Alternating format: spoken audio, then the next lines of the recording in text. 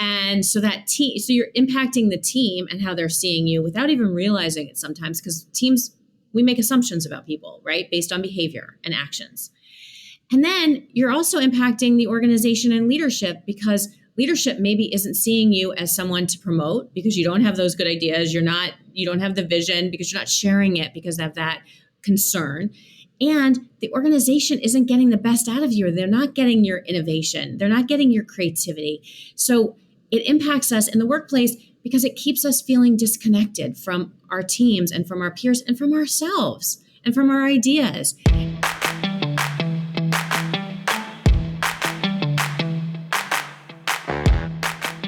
Hey boss, it's Diane Wingert, and you're listening to ADHD-ish, formerly The Driven Woman Entrepreneur, the podcast for business owners with big ideas and busy brains.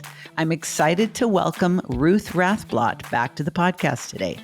Ruth is a TEDx speaker, a DEI consultant, and a best-selling author of 2 books. Her body of work is centered on the concept of unhiding, and why authenticity and connection not only allows us to be our full selves, but also do our best work.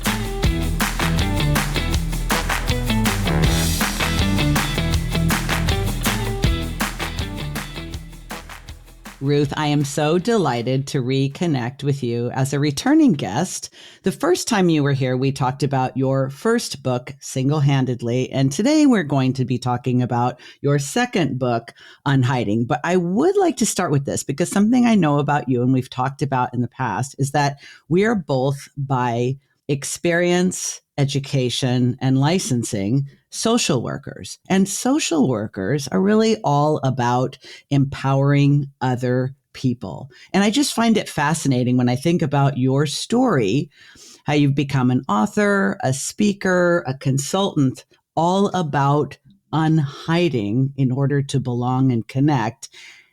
And yet, as a social worker, it's like you had to come full circle from them to you to them.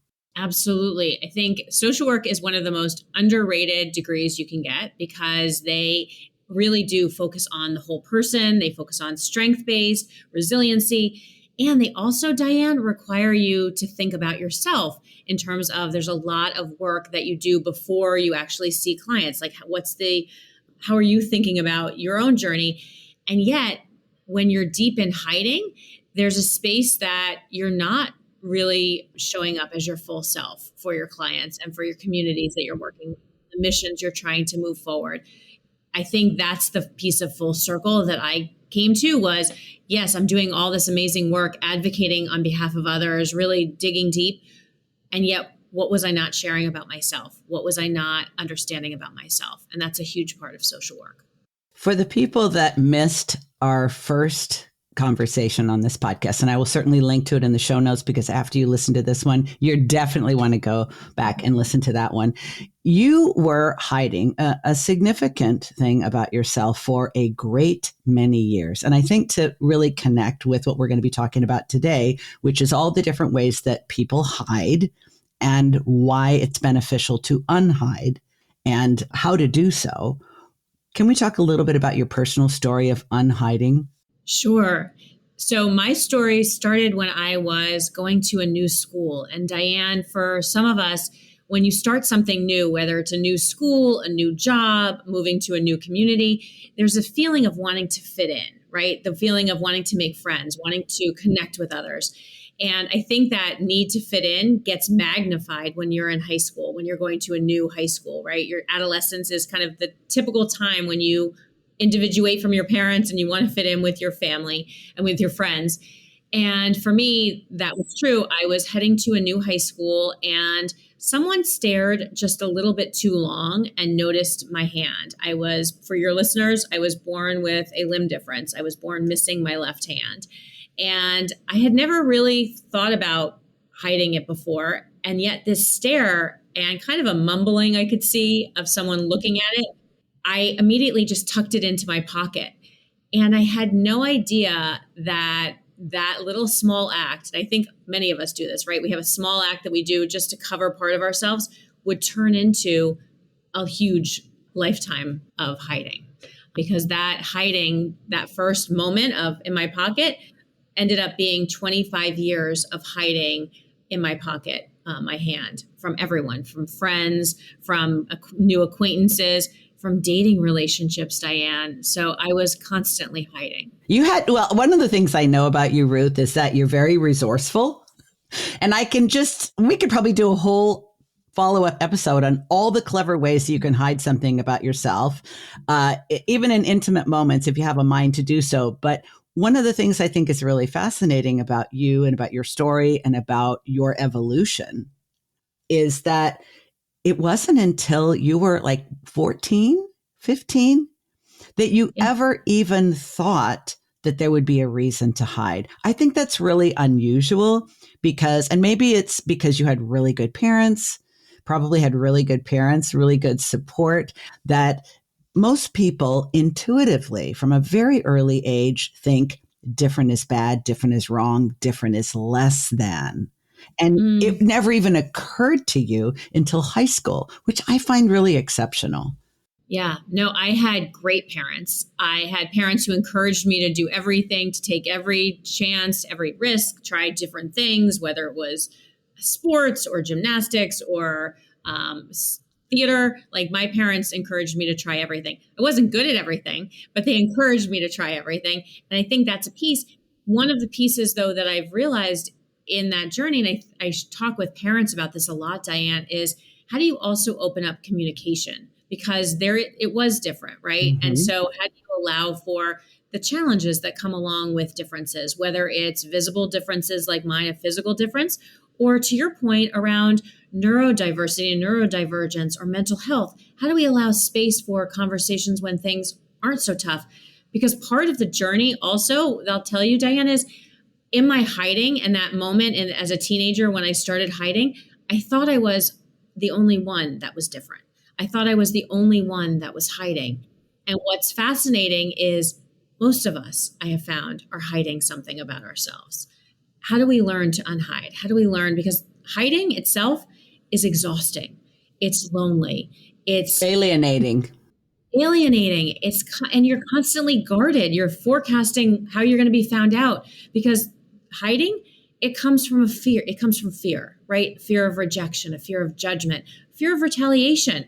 And so that hiding is, for me, it started out as a safety mechanism. Like I did it to protect myself, and that's healthy, right? I didn't know about the knowledge that other people were hiding. I didn't know that there was support. I didn't know about some of the skills that you could use to unhide. But so I spent 25 years hiding, and it's exhausting. It takes a mental toll on us, a physical toll, and it also keeps us feeling disconnected from ourselves and from other people. One of the things I learned when I read the book, The Big Leap, which I probably do talk about way too often, is that every single person, with very few exceptions, believes that they are fundamentally flawed. Yes. In some way, shape, or form. And it could be, in your case, because you have a limb difference. In my case, because I'm neurodivergent.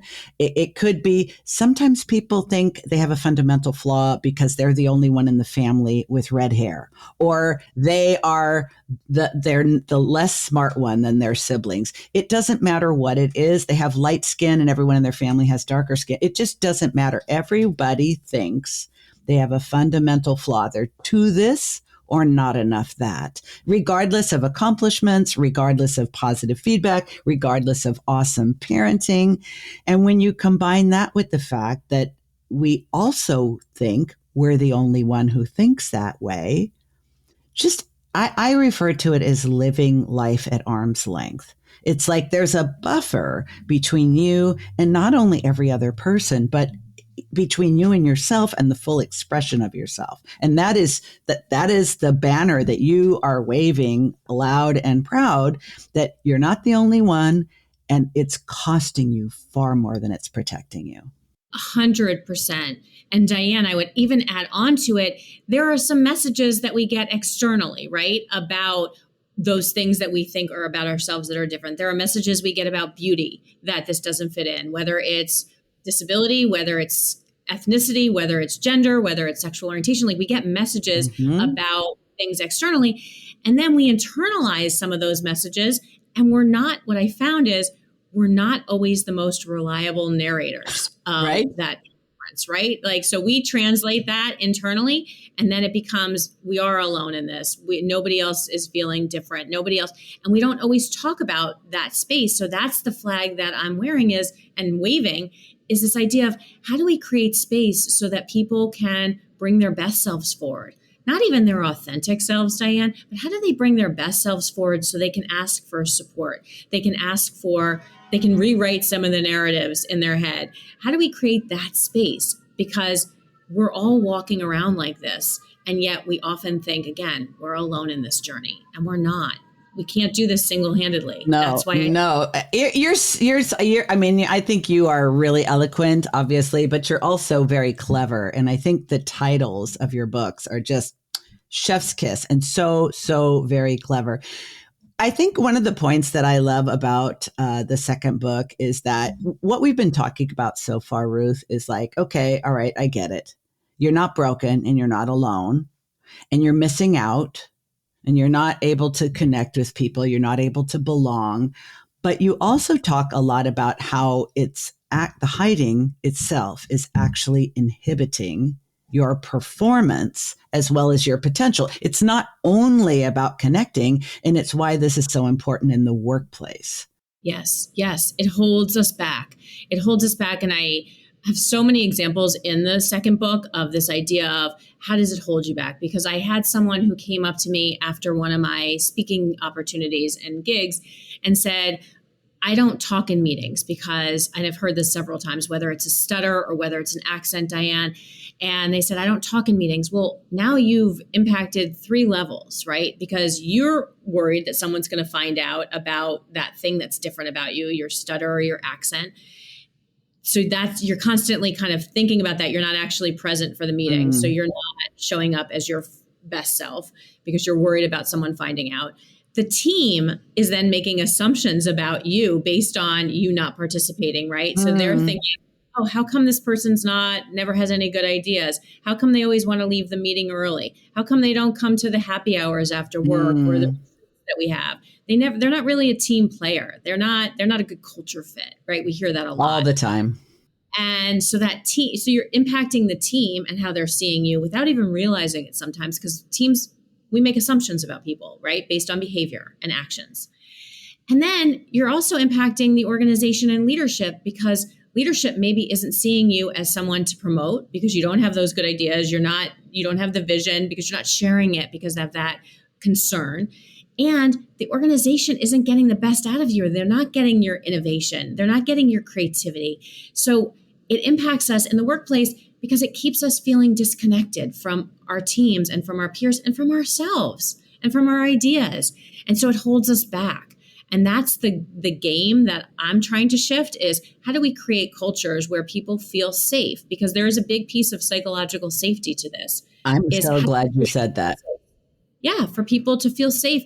And I will add on, I would argue it also starts with leadership, because we've talked a lot about people bringing their quote unquote authentic selves to work.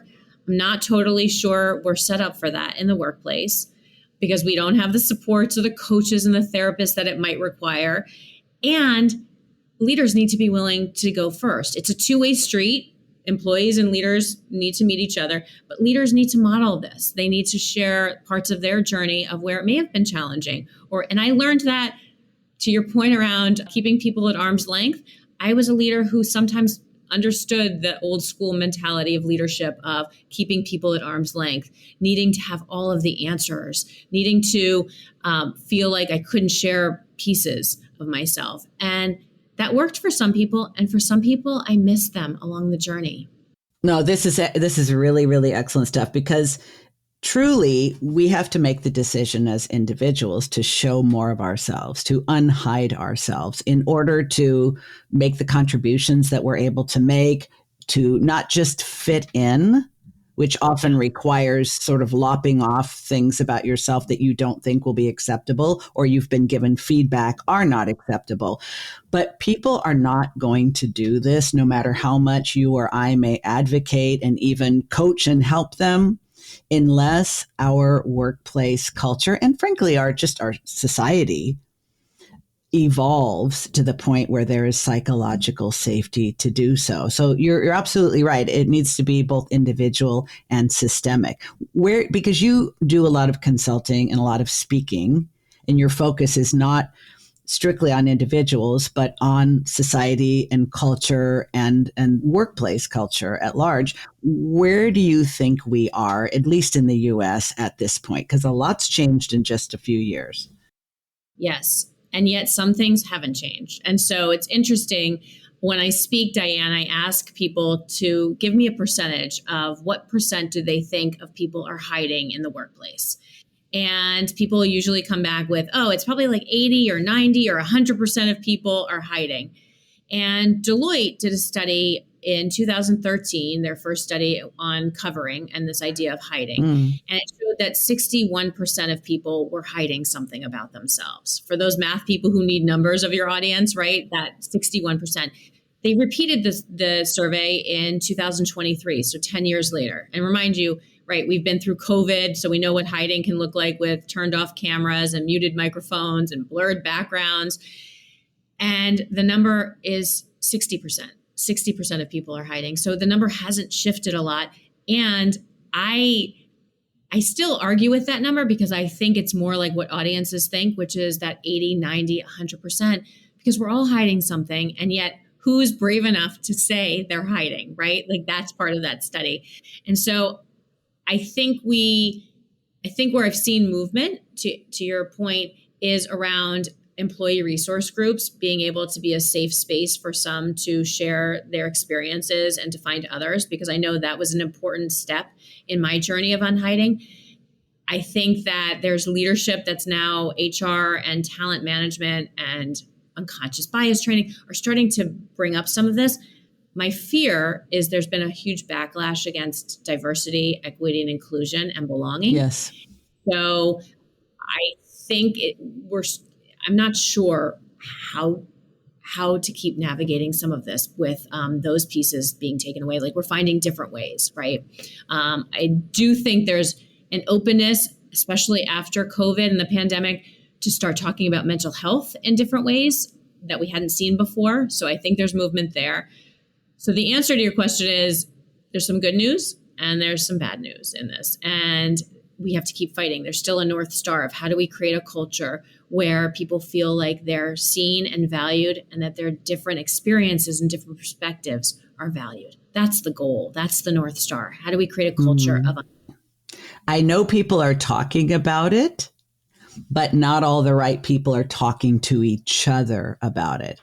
And I'm wondering, before we start getting into the different types of hiders, because I think your framework is really, really helpful in helping people to identify themselves, because no matter how self-aware we are, anything that really taps into our vulnerability is sometimes hidden even from us. So a couple of thoughts. One, how much of it do you think is generational, meaning older generations in top leadership making decisions versus younger generations kind of getting promoted up the food chain, but maybe not quite where they are in a position of both responsibility and authority to create these kind of changes? Yes, I think that's an excellent point. I think the generational piece is real. I probably would say two things to that. One is, I think leaders who've been in positions for a while adopted, like I did, an old school leadership mentality, right? For a lot. That's how we were taught. We didn't understand. There was not the sense of you need to build connection in the same way or belonging in that part of sharing part of yourself. I think the younger generation that's coming up, the newer to the workforce leaders, are demanding it, right? They are wanting the transparency. They're wanting the connection. I think COVID also showed us where some of the gaps of feeling connected were. And it's not just always having to be in person, but how do we really connect with people? The other piece, I guess, that's interesting, Diane, is unhiding is not an overnight process. So it's not like you go into a workplace or I go into a workplace and all of a sudden everyone the next day is going to start unhiding, because that's not safe. No. There are certain groups today, even in 2024, where unhiding isn't safe. And so I think about it as what I call strategic hiding and strategic hiding. the idea of when is it safe to share parts of yourself? What are you sharing about yourself? And how is it helping you connect? How is it helping you belong? And how is it helping you thrive by sharing parts of yourself? This reminds me of years ago when I was in social work administration and I was teaching a bunch of relatively new therapists in a medical center how to observe certain things. And my point in this particular talk was about unconscious bias. And so I presented what they thought was a case study. And I talked about a certain person and their circumstances and their challenges and strengths. And I said, okay, what are your thoughts about this person? What are your thoughts about their level of education? What are your thoughts about their income? What are your thoughts about their lifestyle? Are they gay? Are they straight? Are they married? And so forth. And I heard all these different things. And then I said, how many of you would be surprised to know that the person I've been talking about is me? Yeah. Yeah. I was ready for it then. They were not. And I realized when I go back, okay, maybe I could have framed it a little bit differently, but I was trying to teach about unconscious bias, but I think it would have been better to use someone else as an example because there was a power differential. I was the administrator. They reported to me. And to your point about old school, I think at that point it was like, I was chafing at the bit with old school, but they had all been brought up in the workplace to expect that from their leaders. So when I breached that, it was like, what's happening here? Yeah. And now it would probably be much more welcomed, at least by some. Well, because they'd see you as vulnerable, they'd see you as willing to share, right? Human. Yeah. And that's really what this practice is centered around, is this idea of humanity, right? Like, how do we show up and share part of ourselves? Because that's how we really connect. And I think in some ways what you're talking about, I guess, is it's definitely self-acceptance. It's self-awareness. It's also the idea of being a little bit self-centered, right? Like thinking about yourself, sharing parts of yourself. And I do think we also missed a step in DEI work because I think that unconscious bias, even though some people brought that into trainings, Diane, early, one of the things I noticed that was missing from it is really the self-awareness piece, right? The acknowledgement of how are you different? What is your understanding of difference for yourself? Because in order to really understand others, we need to understand ourselves first. We need to understand where we felt different, just to tune into that. And that goes across all lenses of diversity. That's where I spend my time. It's also never really been part of any leadership training that I've been. Right. Like, and yet it's never been an expectation. Right. And yet we're expecting leaders to, and what's interesting about the Deloitte study is they also shared that the higher that you get in leadership, the more hiding shows up, the more covering, because there's an overachieving sense, right? There's an overcompensating piece. There's a fear of trust, not trusting what people will do with that information. I had someone, Diane, share with me at one point, they said, "Oh, Ruth, I love the work you're doing. I think it's great. And I will never unhide to my team." And I said, "What? Why?" And she's like, "I don't trust them." And I said, "Well, isn't that too bad? Because A, we spend so much time in the workspace, and B, either they have the wrong leader or you have the wrong team, because we spend way too much time with our teams. We should be. And yet, how are they connecting with us? And how come they can't see part of our challenges or our flaws or the things where we may have wrestled with, so that they do see us, to your point, as being human?" Oh. And my curiosity would want me to do a follow-up question with that person of saying, so is that this trust issue exclusively in the workplace? Because reality, it might simply be this individual's perception that their team is not trustworthy, when in fact, when you're not willing to test an assumption out, there's absolutely no way to find out.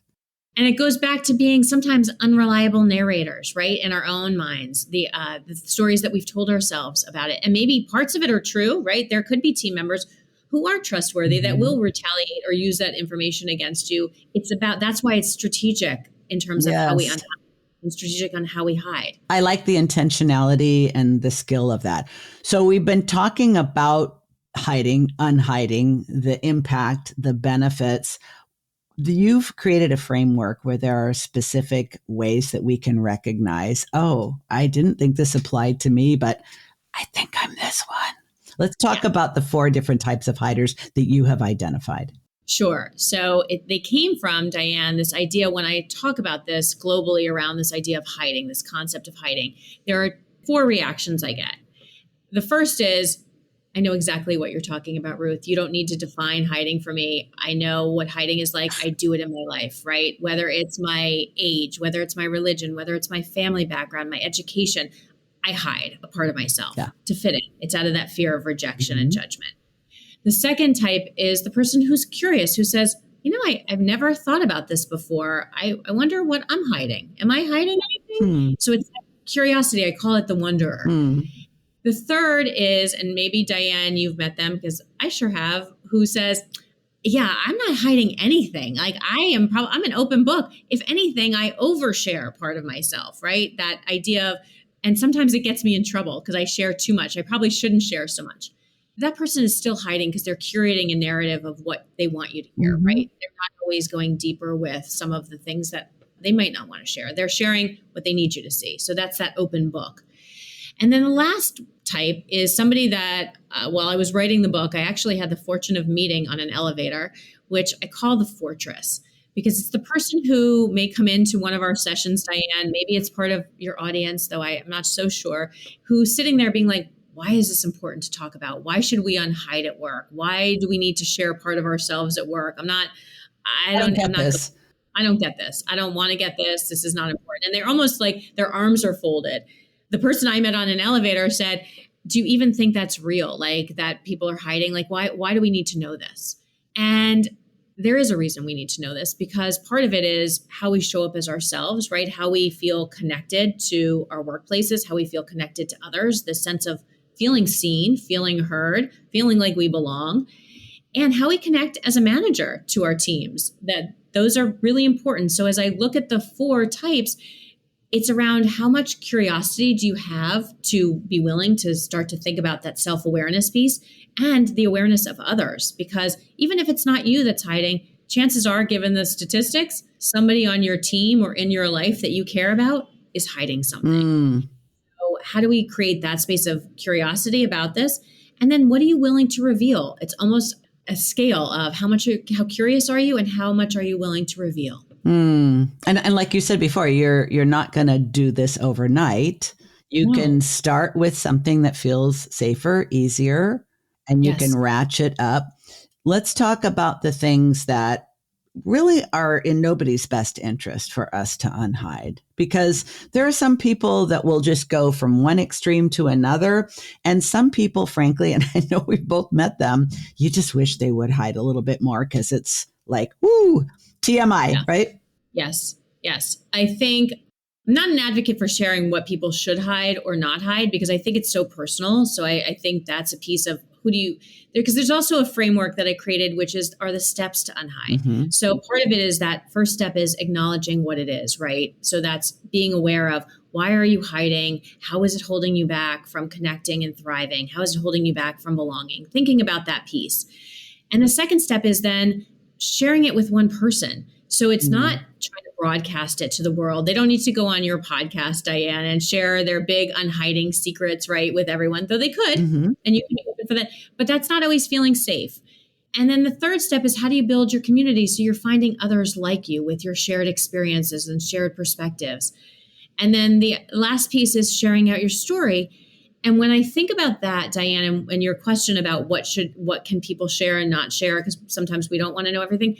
One of the challenges that I'm still wrestling with is this idea of politics.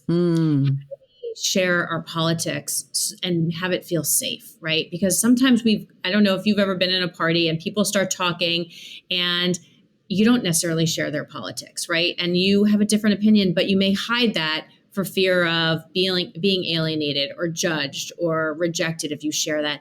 How do we start to have conversation around politics? And I'm finding that's why I'm wrestling with it. I'm finding it really hard right now because I feel that we're so divided. It's so divisive. It's actually really timely because I live in a community of mostly people my age, and I suspect they're very divided politically. And I suspect we're probably evenly divided.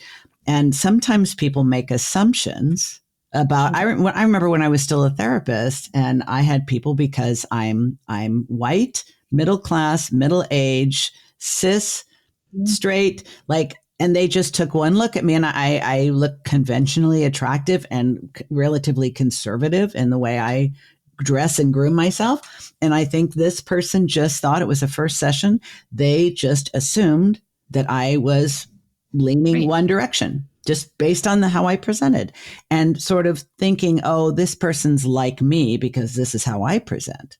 And we were on completely different sides of the fence. And they started going into literally like stuff that I found really offensive, which at first thought was, why is this showing up in a therapy session? And the second thing is because they weren't talking about trauma from their politics or conflict because of their politics. I think they were just sort of, maybe they thought they were just doing a little rapport building.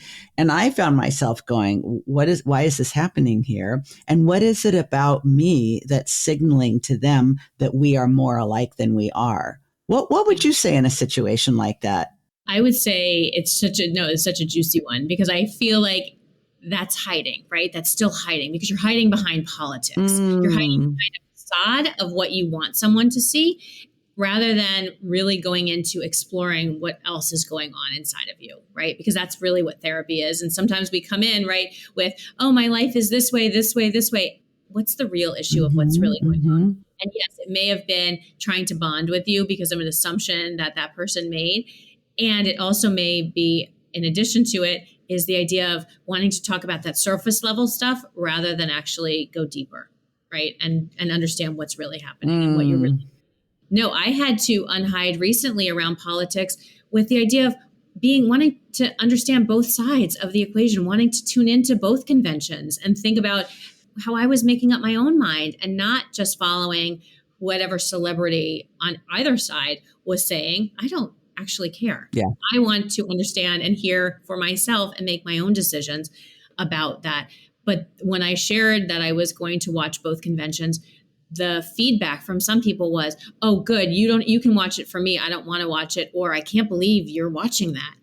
And I'm like, where are you getting your information from? Because for me, I want to make the decisions myself. I want to have that. And that was a very purposeful unhiding, because there were definitely people, like you're saying, that make assumptions about who you are based on what you look like, where you live, how you act, what you've done in your life.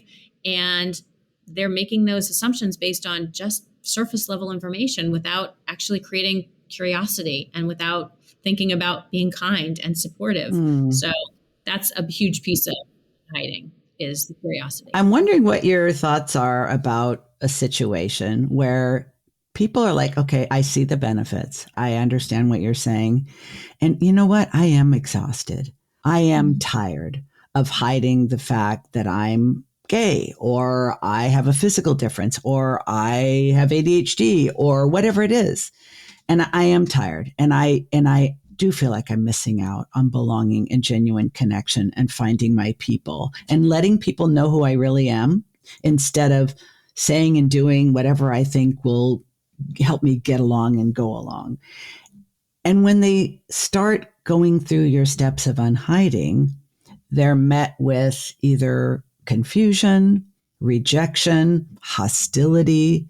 A lot of people who are neurodivergent are very, very sensitive to rejection. And, to your point about hiding, it's one of the reasons why we don't share so much, because not only we're hiding along with everybody else, but because when we attempt to unhide and get rejected, that can be felt in a really profound and destabilizing way. How would you encourage people? How do you encourage people to deal with the fact that even if they're going baby stepping and they're just ratcheting up and they're following the steps, but they get a real rejection response? What would you tell them? Yep. That I hear them, because that's real. The rejection can feel real, for sure. And it is sometimes not just feel real, it is real, because that's part of our humanity, right? That people have different reactions to things and we can't control them. And that's the hard part. So that feeling of rejection is real. I would say, though, keep going. because there are other people that are not going to reject you. And it's why I also encourage Diane, and I didn't understand this until I was really working through the steps, is the feeling of a pause, right? Creating an intentional pause, because what may feel like rejection may also just be questions, right? Needing to understand information. And I'll share somebody shared with me something about their lives recently. And I needed to ask questions because I didn't understand enough. I didn't have knowledge about what they were sharing. And what was beautiful about the interaction is they created that space that I could ask questions, because sometimes we present information about whether it's our mental health, our neurodivergence, our religion, or whatever that list is, right, of things. And yet we're ready to share it. And yet someone that we're sharing it with may not have all the information, may not know, or want to ask questions. And so sometimes that rejection feels like, oh, well, they don't just accept it. Well, no, it took us a long time to accept it, right? In our own lives. How do we allow for space and pause, someone else, and questions and curiosity? And that's why I keep going back to that word curiosity and circling it, because I do think it allows for space and pause to slow some of this down, because it is not an overnight process, and it does take steps to get there. And I can tell you the payoff, like we've been talking about, is so amazing on the other side of it, that it's worth some of that feeling of somebody doesn't understand me or someone's rejecting me, because there are people out there who won't. So keep going is part of my message. I would love to wrap up this conversation with both of us sharing kind of what's changed for us over the last several years since we've known each other, since you've gone from your first book to your second book, because it's like a parallel process of everything that you're teaching, everything that you're speaking about, everything that you're consulting with companies about, having individual conversations about, is mirrored by what's happening and has been happening in your own life. Same with me. I first suspected I had ADHD when I was still in grad school in the 90s. In fact, I wrote my thesis on it, and I had a little disclaimer that, there may be unconscious bias in this research because I identify with these traits. I didn't get officially diagnosed until 8 years ago. I was proud of the fact that I could hide it, or so I thought. I was proud of the fact that I was passing for neurotypical, at least in my own mind. And now it's really what I talk about all the time. For me, the benefit is that I do feel lighter. I don't burden myself with wondering if I should say this or if I should share this or not. I do get the reactions. I have people say, wow, it really took you that long to figure out? I could have told you were like decades ago. Or are you sure? Are you sure? And I think that's okay, because it took me a long time. So I need to create space for them. What's also happened is that I have conversations all the time where people say, I've never felt so seen, so understood, so appreciated, so respected. I never had to explain myself with you. That's priceless to me. Yeah.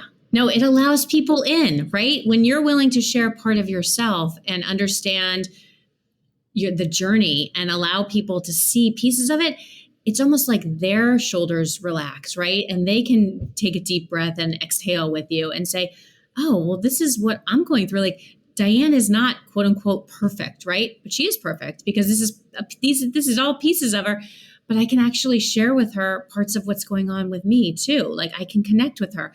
That's the real goal of Unhiding, is this connection. How do we build connection to others?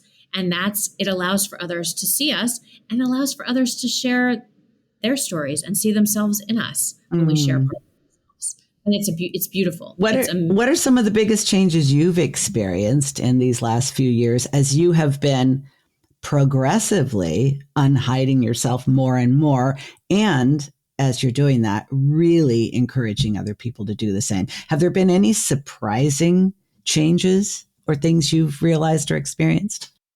I love this question. I think probably one of the biggest changes is the willingness of people to join me in Unhiding, right? Because I think when I started on this journey and I shared, the reason my first book was my journey, it was my journey from hiding to unhiding. And, I thought maybe it would resonate with some people. I wrote it really for my 12-year-old self who would have loved to know, like, hey, it's not going to be that bad. Like, you're going to go through some hiding. Mm-hmm. This is what it looks like on the other side. This is why you're doing it, for all that joy and that relief and being able to take risks again. Like, you're going to go through this. This is for you.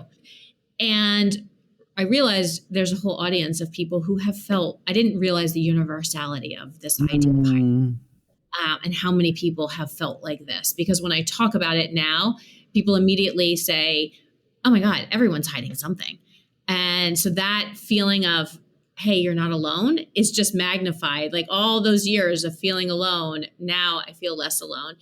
And it's actually why I was put on this earth, Diane, to talk about why I went through the journey and the exhaustion and the loneliness of hiding, is to be able to share that and make it just a little bit less for someone else. Like, hey, if we can just stop this piece of your life of hiding so much, there's relief on the other side. And so I think the universality of it, I think the other piece that's been amazing is just the connection that it builds with people, of being able to be yourself. There is freedom. There is relief in it. And so I love the metaphor that you're talking about, because I hadn't thought about it that way of, it is my metamorphosis. It's like a butterfly, right? That idea of chrysalis, like being able to unhide and go through all of that to get to this other side. And I'm still going through it. And listen, it's a journey. And I talk about unhiding and hiding as a continuum, because there are certain parts of my life that I'm still working through. Just because you're unhiding one part doesn't mean that everything needs to be shared or everything needs to still be hidden. How do you work through things? And it starts to bring up other pieces of your life when you unhide one part. Am I catching that there might actually be a third book in the works? Oh, Diane. It's funny. When I wrote the second book, that was released in August, at the end of August. And from some people, they said, so what's the third book? I'm like, did you read the second book? Like, I just came out. What do you mean the third book? I would love to do a third book. I mean, I think once you start writing, there's so much. It's funny. After the first book, my father said to me, why are you writing another book? And I said, because I have nothing to say. And I learned so much from people. My first book was about me. The second book, on Hide and Seek, turns the tables to you. What are you hiding? How is it showing up in your life? How is it holding you back? And so the third book, I would love to write a children's book. I think that's really, that is calling at my heart. The idea around difference, and how do we understand difference, and how do we, because it's the book that I think a lot of kids would understand, or parents would be able to talk about difference. I'm just getting all the feels right now, because why I do what I do is I tell people I don't share things about my story because I want you to be impressed or I want you to feel any sort of way.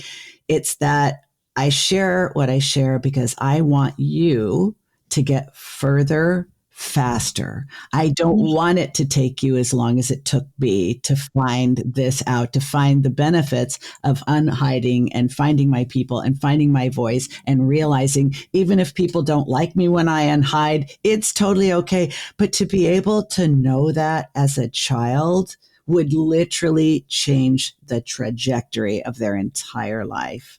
Right. And they're still going to go through things, right? Because we still go through things, and yet if it can be a little bit shorter, I like that idea of further and faster. I'm actually writing that down, because that is truly the gift, right? If you can get through something without having to have it take so long, and not going through the process, but to not have to feel so exhausted and so alone for so long.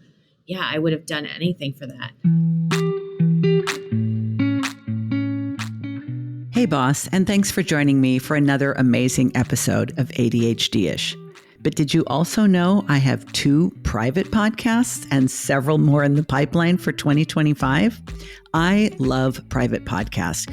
You can use them for so many different things, from high converting lead magnets, customer support between coaching calls, onboarding and offboarding clients, training team members, and so much more. And the platform I use and love for my private podcast is having a Black Friday sale that will blow your mind. Hello Audio is offering 40% off each of their tiers, and one of them will be just right for you and your business. Use the affiliate link in the show notes to grab the Black Friday deal, and don't procrastinate because it is only good through Wednesday, December 4th. If you've been thinking about a private podcast, now is the time. And if you want my help to strategize, create, and launch your business building private podcast, click on the other link in the show notes to book a free brainstorming call.